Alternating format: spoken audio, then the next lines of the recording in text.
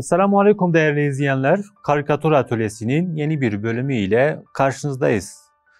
Bugünkü çizim konumuz dünyada yaşanan açlık, kıtlık ve gelir adaletsizliğini ele alıyoruz.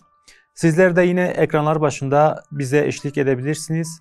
Hazırsanız başlıyoruz. Şöyle dünyada yaşanan özellikle gelir adaletsizliği, sosyal adaletsizlik, e, kimi tarafın açlık ve kıtlık içinde yaşadığı, bazı tarafların ise veya bazı kişilerin ise özellikle tamamen dünyanın belki birçok gelir kaynağını yediğini tabiri caizse ele alacağız. Şu şekilde yapacağız. Örneğin şurada bir para desteleri olsun. Bu para desteleri üzerinde yine iri yapılı, göbekli, yani zenginleri temsil eden bir insan figürünü çizeceğiz. Şurada ise parası olmadığı için, geliri olmadığı için şuradaki dünya varlıklarına erişemediğini ele alıyoruz. Şuradaki dünyayı bir bal peteğine benzeteceğiz. Şöyle bir daldan sarkmış bir şekilde. Şöyle başlayalım. Şurada bir para destesi olsun. Üst üste binmiş şekilde.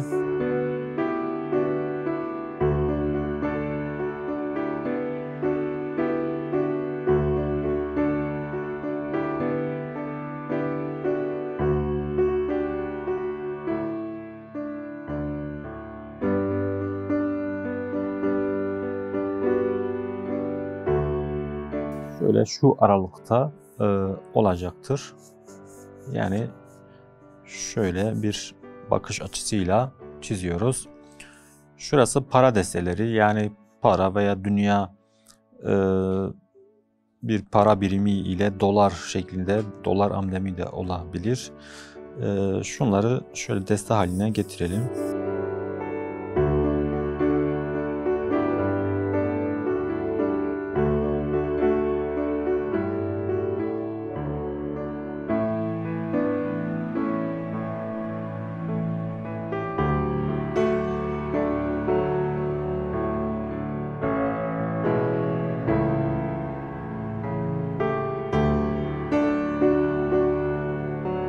Şu noktada ise örneğin şuradan sarkan, dünyayı yiyen, tüm kaynakları tüketen bir insan figürünü yapacağız. Şurası sarkmış bir daldan şöyle aşağı doğru sarkmış bir bal peteği. Tabi yuvarlak şekilde yapıyoruz ve üzerine dünya haritasını da ekleyeceğiz.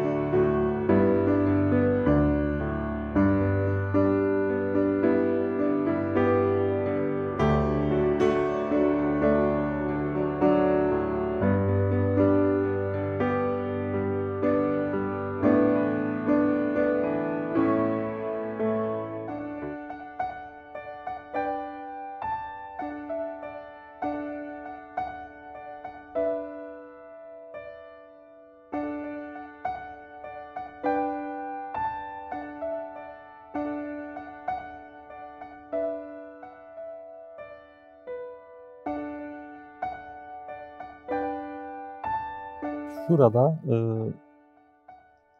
bal peteğin üzerine şöyle kabataslak bir dünya haritasını yapalım. Şöyle bir desen almış şekilde.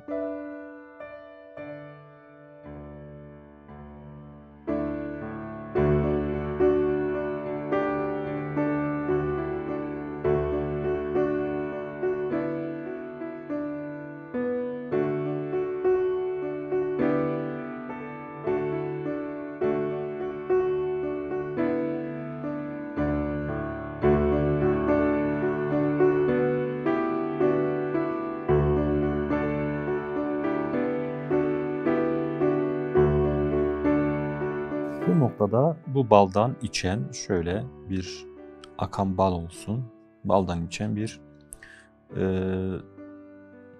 özellikle aslında kapitalist sistemi de temsil ediyor. Bir doymuş ve özellikle göbekli, şişman, şapkası olan bir insan figürü şu baldan içmekte ve yine açlık çeken, kıtlık çeken insanlara bırakmamakta.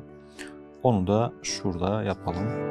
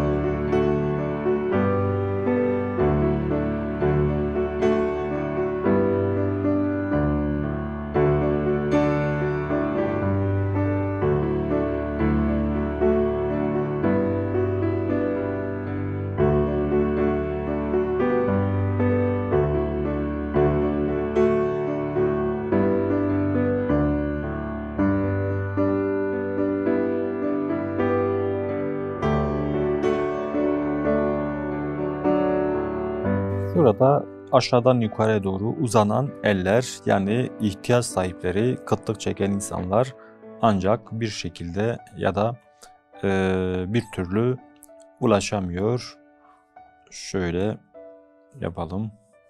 Yani açık tenli, koyu tenli ve elbiseleri aslında yırtık veya yamalı bir şekilde de yapabiliriz.